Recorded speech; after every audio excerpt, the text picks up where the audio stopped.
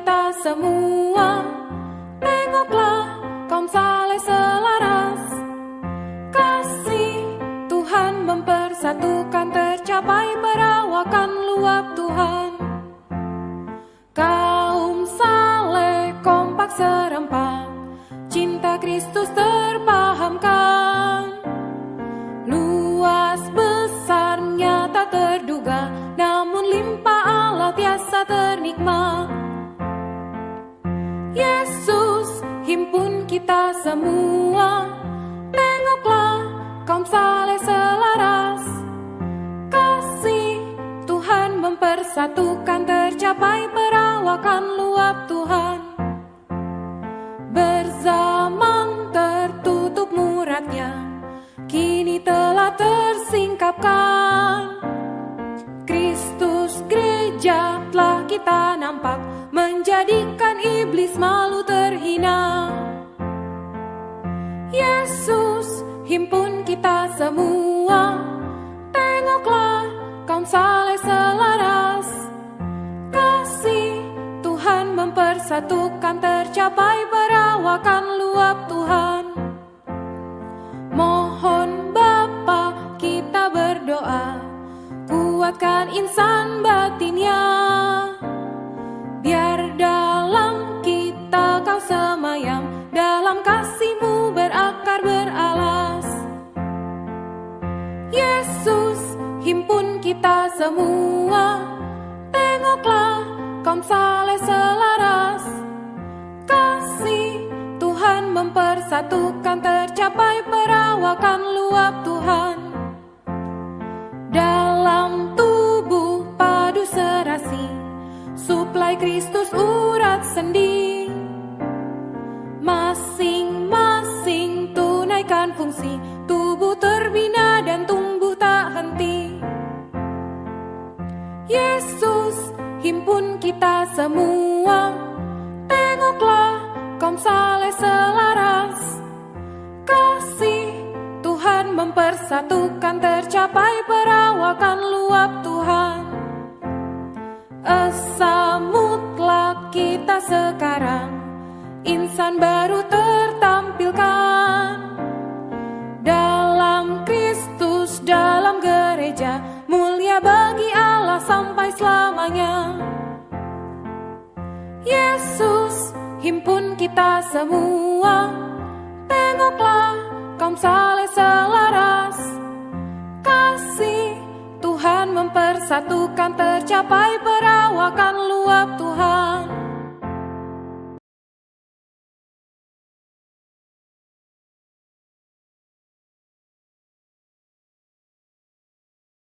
Berita ke-23. Keperluan orang yang mati, kebangkitan hayat, bagian pertama. Bangkitnya Lazarus dari kematian sungguh merupakan suatu peristiwa yang ajaib. Di sini kita nampak seorang yang telah mati, telah dikuburkan selama 4 hari dan mulai membusuk, namun ia dibangkitkan. Mengapa ketiga kitab Injil lainnya tidak memberikan catatan tentang peristiwa yang ajaib ini? Sekalipun perkara ini demikian ajaibnya, tetapi Injil-Injil lainnya sama sekali tidak menyinggungnya. Ini karena peristiwa kebangkitan tidak sesuai dengan tujuan dari ketiga kitab Injil lainnya. Peristiwa ini hanya sesuai dengan tujuan Yohanes. Injil Matius, Markus, dan Lukas adalah Injil-Injil dengan tujuan selain hayat. Injil Yohanes adalah Injil hayat. Karena itu, Roh Kudus menghususkan hal ini untuk Yohanes sebagai bukti bahwa Injil Yohanes adalah Injil hayat. Kesatu, orang yang mati dan keperluannya. Dalam Yohanes pasal 11 ayat 1-4, kita melihat orang yang mati dan keperluannya. Lazarus tidak hanya sakit, bahkan telah mati. Yohanes pasal 11 ayat 14. Jadi, ia tidak memerlukan penyembuhan, melainkan kebangkitan. Dalam keselamatan Tuhan, Ia tidak hanya menyembuhkan penyakit, tetapi juga memberikan hayat kepada orang yang mati. Karena itu, Ia tetap tinggal selama 2 hari sampai si sakit meninggal.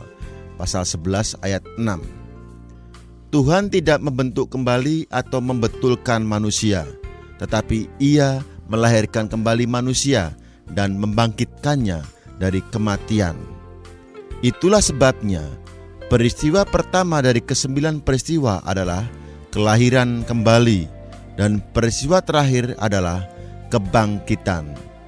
Ini mewahyukan bahwa berbagai aspek Kristus sebagai hayat kita, seperti yang tersingkap dalam ke-7 peristiwa lainnya, semuanya berada dalam prinsip kelahiran kembali dan kebangkitan.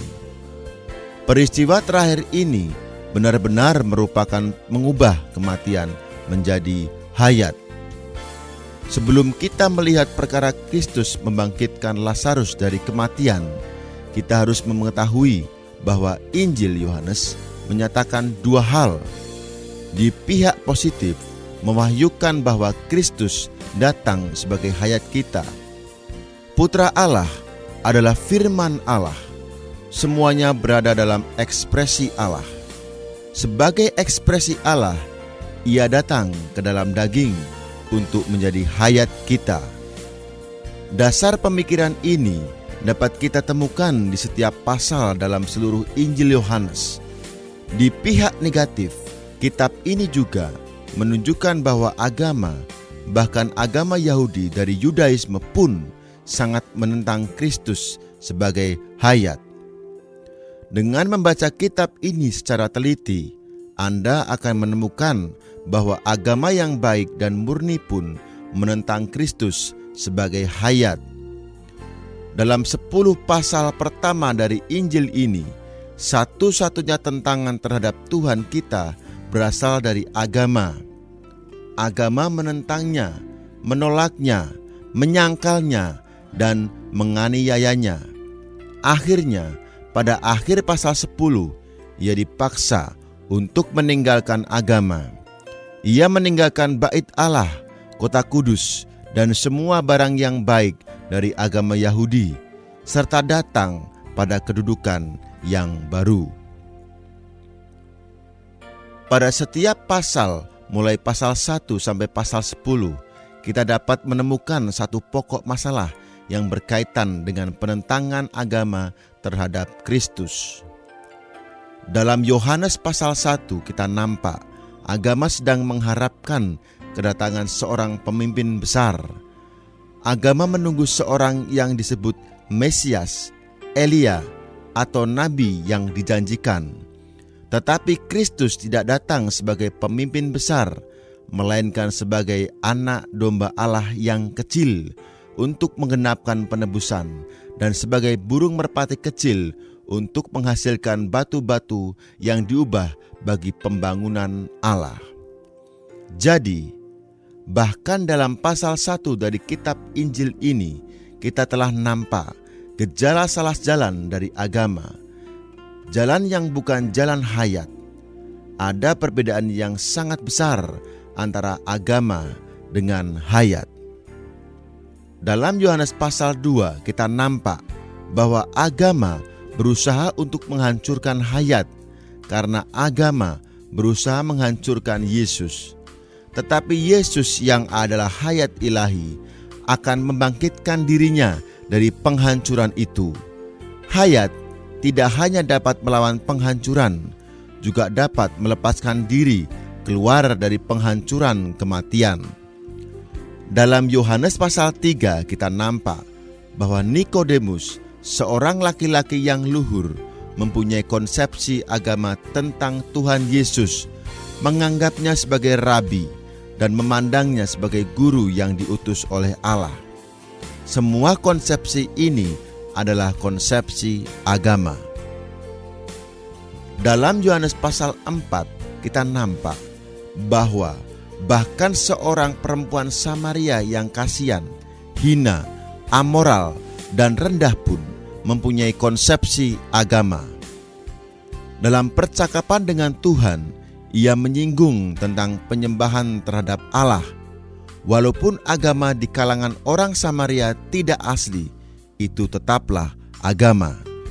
Orang Samaria mempunyai satu tradisi dan warisan agama. Dalam Yohanes pasal 5 kita nampak timbulnya penentangan yang menyeluruh dari agama terhadap hayat.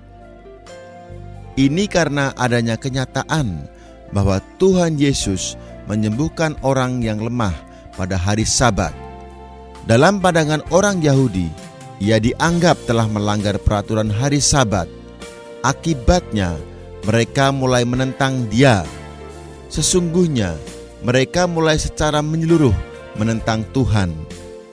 Melalui ini, kita nampak bahwa peraturan-peraturan agama merupakan lawan Tuhan sebagai hayat bagi orang-orang yang memerlukan. Tuhan sebagai hayat kita adalah satu hal. Agama dengan semua peraturannya adalah hal yang lain lagi. Kristus sebagai hayat dan agama dengan peraturannya tidak pernah dapat berjalan seiring. Kita juga nampak sesuatu dari agama dalam Yohanes pasal 6. Ketika orang-orang melihat bahwa Yesus telah memberi makan orang banyak dengan 5 ketul roti dan 2 ekor ikan, mereka berkata, "Dia ini benar-benar nabi yang akan datang ke dalam dunia." Pasal 6 ayat 14. Mereka hendak membawa Dia dengan paksa untuk menjadikan Dia raja. Pasal 6 ayat 15. Itulah konsepsi agama. Tuhan Yesus menyingkir dari mereka karena Ia ingin tetap tinggal sebagai roti kecil untuk dimakan manusia. Dalam Yohanes pasal 7 kita nampak konsepsi agama yang lain. Dalam perayaan keagamaan, orang-orang membicarakan tentang Yesus, tetapi Yesus berdiri dan berseru, mengajak mereka untuk berbalik dari agama mereka yang usang kepada sumber air hayat. Dalam Yohanes pasal 8 kita nampak lebih banyak perkara agama. Orang-orang Farisi dan ahli-ahli Taurat mencoba untuk menjebak Tuhan dengan pertanyaan-pertanyaan keagamaan mereka mengenai cara menghakimi seorang perempuan yang berzina. Tetapi Tuhan menjawab mereka dengan jalan hayat, menyingkapkan kebodohan mereka yang berpegang teguh pada agama mereka, sehingga mereka terbungkam dengan malu.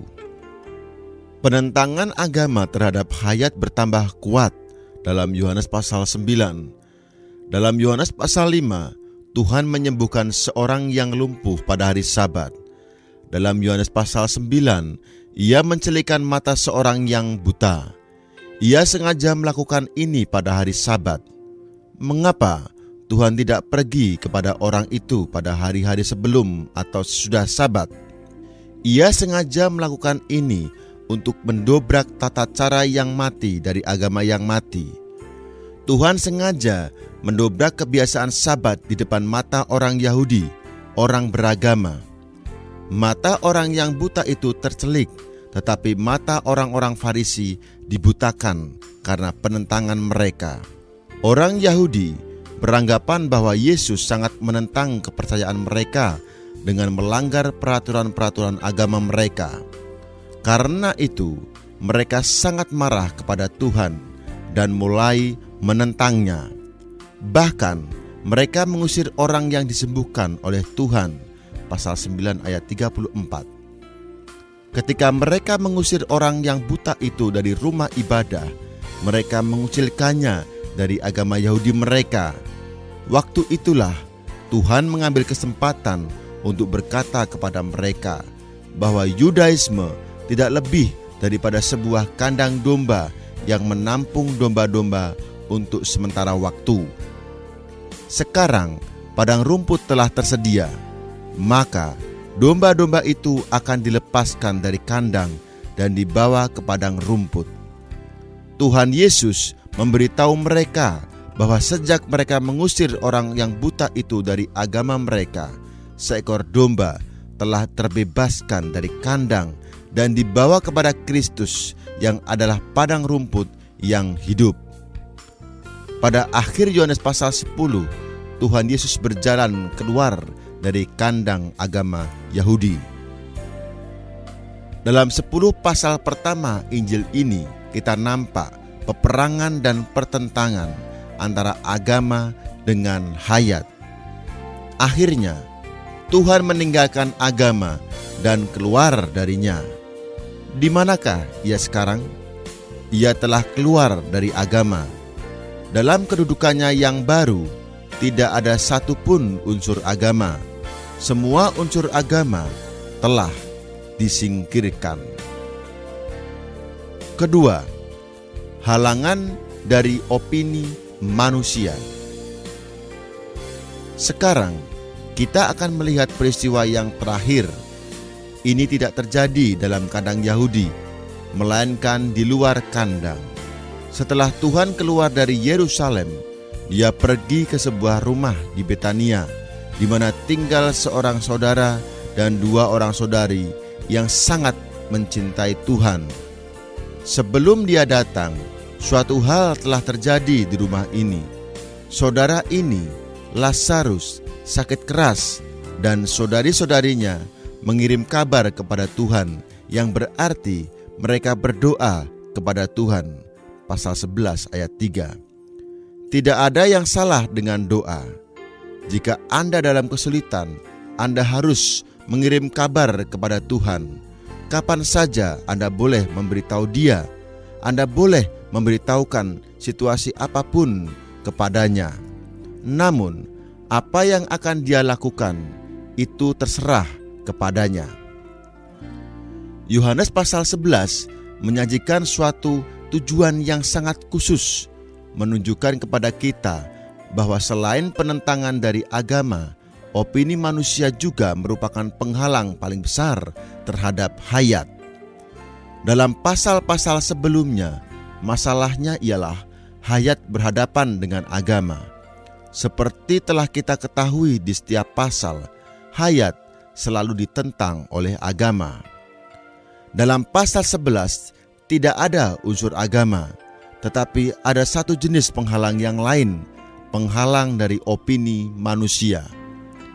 Apakah yang dimaksud dengan penghalang kuasa kebangkitan Tuhan dalam pasal ini? Yang dimaksudkan tidak lain adalah opini manusia. Pasal ini menggambarkan dengan jelas bagaimana opini manusia menghalangi hayat kebangkitan Tuhan. Begitu opini manusia tertaklukkan, hayat kebangkitan segera ternyata. Ini bukan perkara dalam agama, tetapi perkara dalam gereja, dalam rumah Betania yang merupakan miniatur hidup gereja. Di Yerusalem, Anda berada di dalam agama. Di Betania, Anda berada di dalam gereja lokal. Di Yerusalem, Anda berurusan dengan agama. Di gereja lokal, Anda berurusan dengan opini manusia.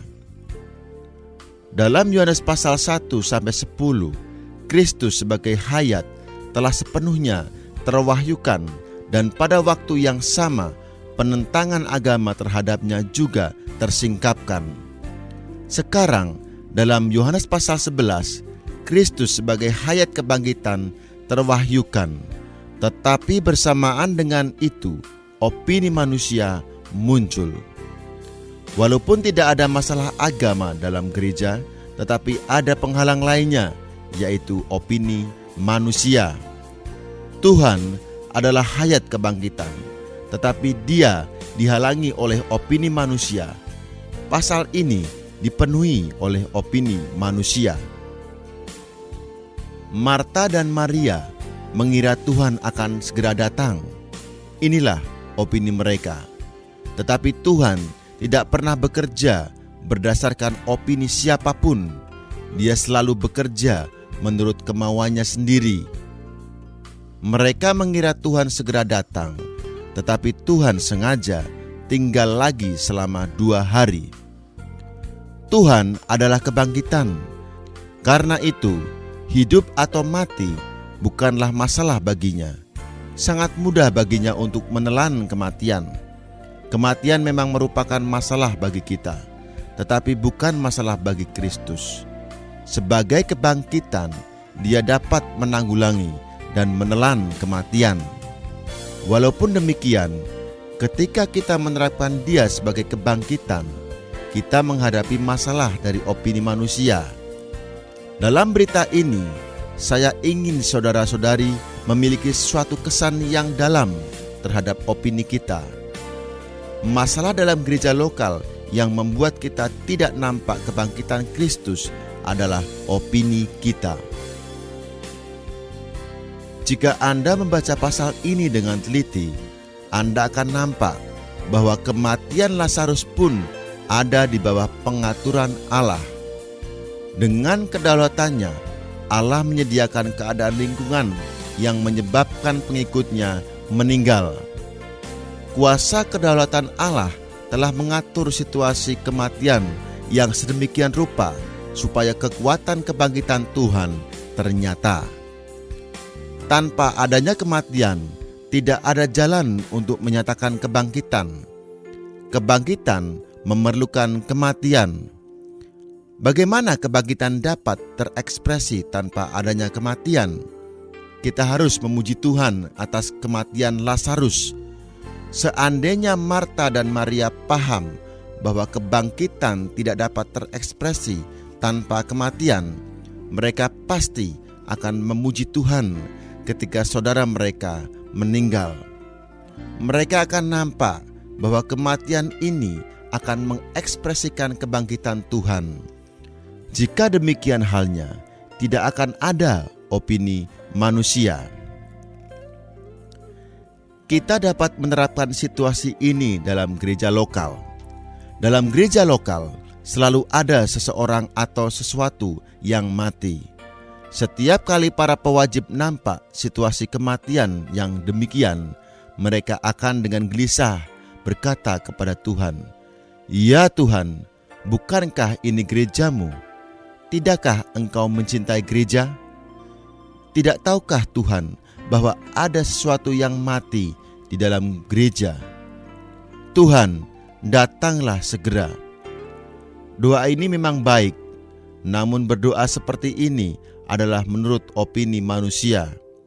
Semakin Anda berdoa demikian, Tuhan akan semakin tinggal diam. Ia menunda kedatangannya untuk menanggulangi opini manusia. Kali pertama saya nampak terang dalam pasal ini, saya tertawa. Sebelumnya, saya tidak tahu betapa banyaknya opini dalam pasal ini. Sebenarnya, Tuhan tahu bahwa Lazarus sakit. Dia pun tahu benar harus bagaimana mengatasi keadaan itu, sekalipun mereka tidak mengirim kabar kepadanya. Mereka mengabarkan hal itu kepadanya, tetapi dia tidak tergerak oleh berita itu. Ada kalanya sangat sulit untuk menggerakkan Tuhan. Dalam sidang doa, Anda dapat berkata, "Tuhan, kami menggerakkan tangan-Mu." Tetapi semakin Anda berusaha menggerakkan tangannya semakin menolak untuk digerakkan. Tuhan tidak akan pernah bergerak oleh opini Anda. Ketika Dia mendengar kabar itu, hatinya tetap bergeming dan tidak tergerak. Dia tetap tinggal di tempatnya selama 2 hari. A. Opini murid-muridnya. Dalam Yohanes pasal 11 ayat 8-16, kita nampak opini murid-muridnya. Ketika kabar tentang sakitnya Lazarus datang, hati Tuhan tidak tergerak. Murid-muridnya tentu merasa heran dan bingung. Dapatkah Anda bayangkan betapa kecewanya murid-muridnya? Setelah berselang 2 hari, tiba-tiba Tuhan menyatakan keinginannya untuk melihat Lazarus. Katanya, "Lazarus, saudara kita, telah tertidur, tetapi aku pergi ke sana untuk membangunkan dia dari tidurnya." Pasal 11 ayat 11. Murid-muridnya segera berkata kepadanya, "Tuhan, jikalau ia tertidur, ia akan sembuh. Pasal 11 ayat 12. Di sini kita nampak opini murid-muridnya. Ketika Tuhan menyatakan keinginannya untuk pergi melihat Lazarus, murid-muridnya mengeluarkan opini mereka. Mereka memberitahu Tuhan bahwa berbahaya jika Tuhan pergi, karena orang-orang Yahudi berusaha melempari dia dengan batu. Pasal 11 ayat 8. Inilah opini manusia yang selalu bertentangan dengan kehendak Tuhan. Bagaimanapun, sekali Tuhan memutuskan untuk pergi melihat Lazarus, tidak ada satu orang pun yang dapat mencegahnya. Akhirnya, murid-muridnya setuju pergi, tetapi mereka pergi dengan sikap yang siap untuk mati martir menghadapi penganiayaan orang Yahudi. Ini dapat diketahui karena salah seorang dari murid-muridnya berkata, "Marilah kita pergi juga untuk mati bersama-sama dengan dia." Pasal 11 ayat 16. Seringkali keadaan di setiap gereja lokal tepat seperti ini, yaitu dipenuhi banyak opini. B. Opini Marta. Ketika Tuhan datang, Martalah yang menjumpainya lebih dulu. Yohanes pasal 11 ayat 20. Tetapi sebelum Tuhan sempat berbicara, Marta telah membuka mulutnya dan mengeluarkan opini yang lain. "Tuhan, sekiranya Engkau ada di sini, saudaraku pasti tidak mati." Pasal 11 ayat 21. Ia menyesali Tuhan terlalu lambat datang. Tuhan berkata kepadanya, "Saudaramu akan bangkit." Pasal 11 ayat 23. Ini berarti Tuhan akan segera membangkitkannya. Tetapi Marta berkata, "Aku tahu bahwa ia akan bangkit pada waktu orang-orang bangkit pada akhir zaman." Pasal 11 ayat 24. Marta menanggapi perkataan Tuhan dengan menunda kebangkitan sekarang menjadi kebangkitan pada akhir zaman. Penjelasan yang sangat menyimpang terhadap perkataan Tuhan. Beberapa pengetahuan dari pengajaran fundamental benar-benar merusak orang, menghalangi orang menikmati kebangkitan hayat Tuhan pada masa kini. Kemudian Tuhan berkata kepadanya, "Akulah kebangkitan dan hidup. Siapa saja yang percaya kepadaku, ia akan hidup walaupun ia sudah mati. Dan setiap orang yang hidup dan yang percaya kepadaku tidak akan mati selama-lamanya." Pasal 11 ayat 25-26. Tuhan seolah-olah berkata kepadanya, "Itu bukanlah masalah waktu. Tidak ada masalah waktu bagiku. Tidak ada yang terlalu lambat dan tidak ada yang terlalu cepat. Asal aku ada di sini, semuanya akan beres, karena aku akan membangkitkan saudaramu." Bertanyalah Tuhan kepada Marta, "Percayakah engkau akan hal ini?" Jawab Marta, "Ya Tuhan, aku percaya bahwa Engkaulah Mesias, Anak Allah yang akan datang ke dalam dunia." Pasal 11 ayat 27. Apa yang dijawabnya bukan yang ditanyakan Tuhan. Marta tidak mengerti akan apa yang dikatakan Tuhan. Pengetahuannya yang usang yang telah menduduki dirinya menghalangi dia untuk mengerti perkataan Tuhan yang baru. Pengetahuan usang manusia, opini usang, semuanya merupakan selubung bagi manusia untuk mengetahui wahyu Tuhan. Marta, seperti juga kebanyakan orang Kristen hari ini, mempunyai banyak pengetahuan dan doktrin. Marta berkata, "Aku tahu bahwa ia akan bangkit pada waktu orang-orang bangkit pada akhir zaman." Ini kedengarannya cukup alkitabiah dan tepat. Kemudian Tuhan bertanya kepadanya, apakah ia percaya bahwa Tuhan akan membangkitkan Lazarus? Marta menjawab, "Aku percaya bahwa Engkaulah Mesias, Kristus, Anak Allah." Ia percaya suatu doktrin bahwa Tuhan adalah Kristus dan anak Allah. Ia percaya doktrin bahwa di kemudian hari Tuhan akan membangkitkan semua orang kudus yang telah mati. Ia mempunyai semua pengetahuan itu, tetapi semua itu bukan pengetahuan yang hidup yang Tuhan ajarkan.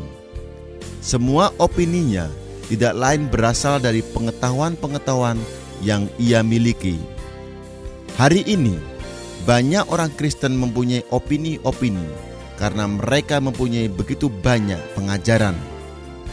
Ketika orang berkata kepada mereka tentang hayat batiniah, segera mereka mengeluarkan opini-opininya. Pengetahuan dan doktrin yang begitu banyak menghasilkan opini-opini yang tak habis-habisnya. Setelah Marta menyatakan bahwa ia percaya Tuhan adalah Kristus, Anak Allah, ia pergi dan memanggil saudara perempuannya, Maria. Marta berkata, "Guru ada di sana dan ia memanggil engkau."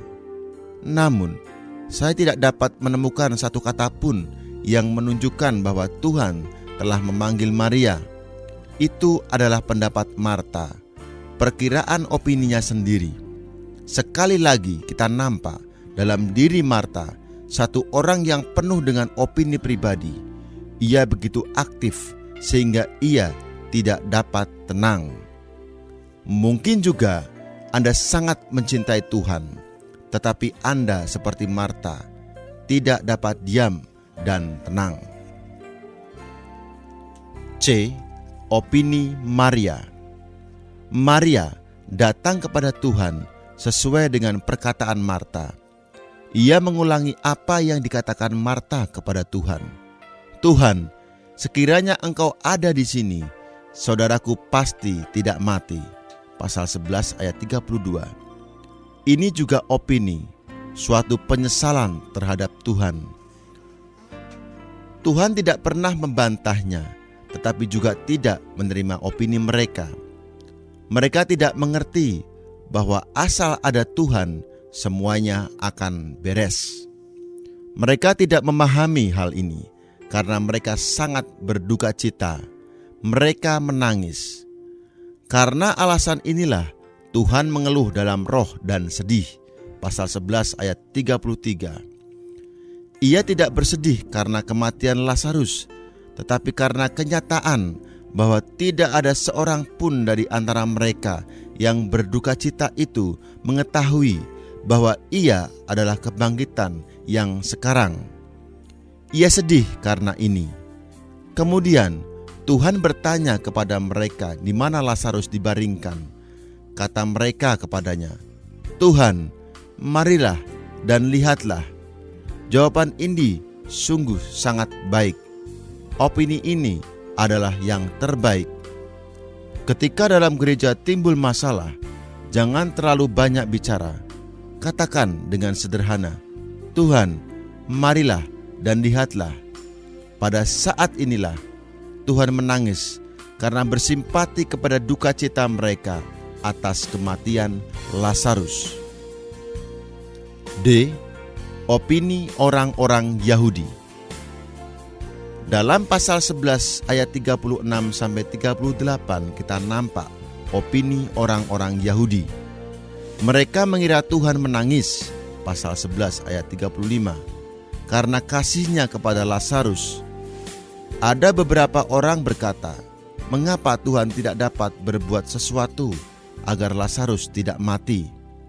Opini-opini ini ditambah lagi dengan ketidaktahuan orang Yahudi akan kesanggupan Tuhan untuk membangkitkan Lazarus dari kematian.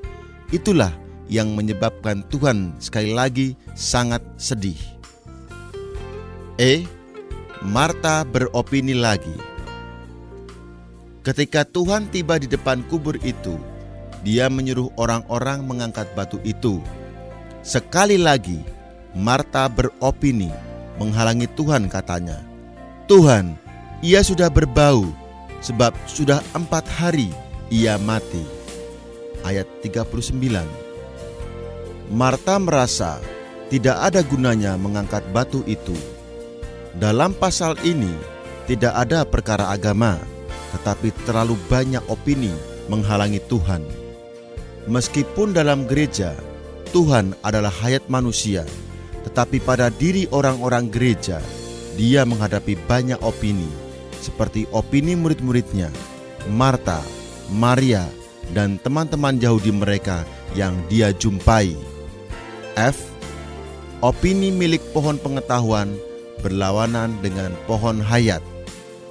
Semua opini berasal dari pikiran manusia. Karena itu, opini adalah milik pohon pengetahuan, berlawanan dengan hayat. Pohon hayat sesungguhnya adalah diri Tuhan sendiri menjadi kenikmatan kita. Bila kita mempertahankan opini kita, kita tidak dapat menikmati Tuhan sebagai hayat kebangkitan. Bila opini kita ditaklukkan, kita pasti dengan mudah masuk ke dalam kenikmatan yang penuh terhadap diri Tuhan sendiri. Ketiga, kebangkitan hayat. A. Memberi hayat kepada orang yang mati. Tuhan sebagai kebangkitan memberi hayat kepada orang yang mati. Ia adalah kebangkitan dan hidup. Dalam kebangkitan, hayat ini diberikan kepada orang yang mati untuk mengangkat mereka dari kematian. Inilah kebangkitan hayat. B. Perlu ketaatan dan kerjasama dari manusia. Di sini kita harus nampak satu hal, yaitu Tuhan sanggup membangkitkan Lazarus dari kematian. Tetapi Ia tidak akan dapat berbuat sesuatu pun jika Ia terus-menerus dihalangi oleh opini-opini manusia. Ia akan terhalang oleh opini-opini itu sampai saat di mana opini-opini itu ditaklukkan. Akhirnya, Marta tertaklukkan oleh sejumlah ketaatan tertentu. Tuhan mempunyai hayat kebangkitan, kuasa kebangkitan, tetapi semuanya itu memerlukan kerjasama kita, memerlukan ketaatan kita. Apakah ketaatan itu? Singkatnya, ketaatan adalah pelepasan atau penyingkiran opini kita. Anda harus melepaskan opini Anda untuk membiarkan Tuhan berbicara. Ketika Ia menyuruh kita, angkatlah batu itu. Kita harus segera mengangkatnya. Kita harus taat, bekerja sama, dan berkoordinasi dengannya. Kita perlu taat akan perkataannya, bekerja sama, dan berkoordinasi dengan kuasa kebangkitan. Mengapa Tuhan sanggup membangkitkan orang mati, tidak mengangkat sendiri batu itu? Karena kuasa kebangkitannya memerlukan kerjasama kita. Segera setelah mereka mengangkat batu itu, Tuhan berseru dengan suara keras, "Lazarus, marilah keluar." Pasal 11 ayat 41-43. Dan Lazarus bangkit dari kematian. Begitu Lazarus mendengar suara Tuhan yang hidup, ia dihidupkan dan bangkit dari kematian. Setelah Lazarus keluar dari kubur, masih perlu kerjasama dari manusia. Tangan dan kaki Lazarus masih terikat dengan kain kafan dan mukanya tertutup dengan kain peluh. Ketika mereka melakukan itu, maka sempurnalah pekerjaan kebangkitan. Pekerjaan kita seharusnya merupakan kerjasama dengan Tuhan untuk membebaskan orang-orang lain dari perbudakan yang mengikat mereka. Ketika Tuhan membangkitkan orang-orang dari kematian dalam gereja, kita perlu bekerja sama dengannya untuk membebaskan mereka dari perbudakan dunia. Melalui kerjasama inilah, gereja menjadi kesaksian Tuhan yang adalah hayat. Tuhan sendiri bisa saja mengangkat batu itu dari gua dan melepaskan ikatan Lazarus, tetapi Ia tidak berbuat demikian. Ia lebih senang meminta kita untuk bekerja sama dengannya. Bagaimanapun, sebelum kita dapat bekerja sama dengannya, kita harus terlebih dulu melepaskan opini-opini kita dan berbuat menurut kehendak-Nya. Dalam hidup gereja, kita harus membuang opini kita, menyerahkan diri kepada pekerjaan Tuhan, dan bekerja sama dengan kuasa kebangkitannya.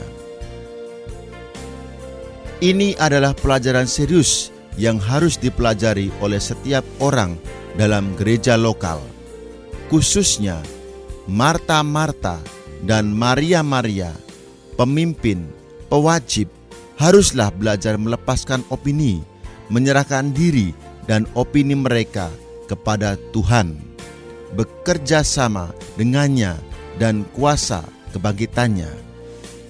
Jika para pemimpin di setiap gereja lokal mau melepaskan opini mereka, tunduk kepada Tuhan, dan bekerja sama dengan kuasa kebangkitan Tuhan, gereja itu akan melihat hayat kebangkitan. Ini merupakan sebagian besar dari wahyu dalam pasal ini, yaitu pelepasan opini-opini manusia dan kerjasama pencinta-pencinta Tuhan dengan kuasa kebangkitannya. Hari ini, Tuhan sedang menanti kesempatan untuk mengekspresikan kuasa kebangkitannya, tetapi Dia sulit mendapatkan ketaatan, kerjasama, dan koordinasi. Sebagai pemimpin dalam gereja lokal, kita mungkin sibuk dengan doa dan permintaan kepada Tuhan untuk melakukan hal-hal menurut opini kita. Kita harus melepaskan opini kita, menyerahkan setiap opini ke dalam pertimbangannya, dan bekerja sama dengannya. Ketika Ia menyuruh Anda mengangkat batu itu, angkatlah. Ketika Ia memberitahu Anda untuk melakukan sesuatu, lakukanlah. Anda akan melihat hayat kebangkitan. Anda akan nampak kuasa kebangkitan. Inilah sebagian wahyu dalam pasal 11. Kebanyakan orang hanya nampak cerita tentang Lazarus yang dibangkitkan dari kematian. Mereka tidak nampak wahyu dalam pasal ini yang ada di luar agama. Dalam gereja-gereja lokal, penghalang terhadap hayat Kristus berasal dari opini kita. C. Perubahan yang real dari kematian kepada hayat. Membangkitkan orang mati sesungguhnya adalah mengubah dari kematian kepada hayat. Makna ini sama dengan yang dinyatakan dalam mengubah air menjadi anggur. Opini Maria waktu itu menghalangi Tuhan untuk mengubah air menjadi anggur. Kali ini, opini Marta dalam peristiwa ini menghalangi kuasa kebangkitan Tuhan. Ketika opini Maria tertaklukkan, kekuatan pengubahan terekspresikan. Ketika opini Marta tertaklukkan, kuasa kebangkitan Tuhan pun menang. Amin.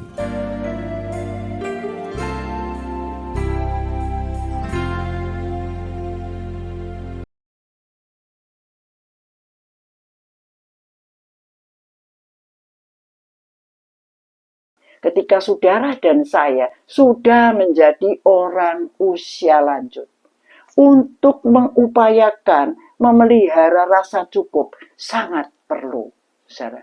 Kalau saudara dan saya sebagai orang usia lanjut terus-menerus merasa tidak puas terus, apa yang akan terjadi? Hubungan saudara dengan orang-orang di sekeliling saudara pasti menimbulkan dampak negatif. Anak-anak yang mencintai Anda, yang peduli dengan Anda, kalau Anda dan saya sebagai orang usia lanjut terus merasa tidak cukup, kurang terus, kurang puas terus, maka akan menimbulkan efek yang negatif.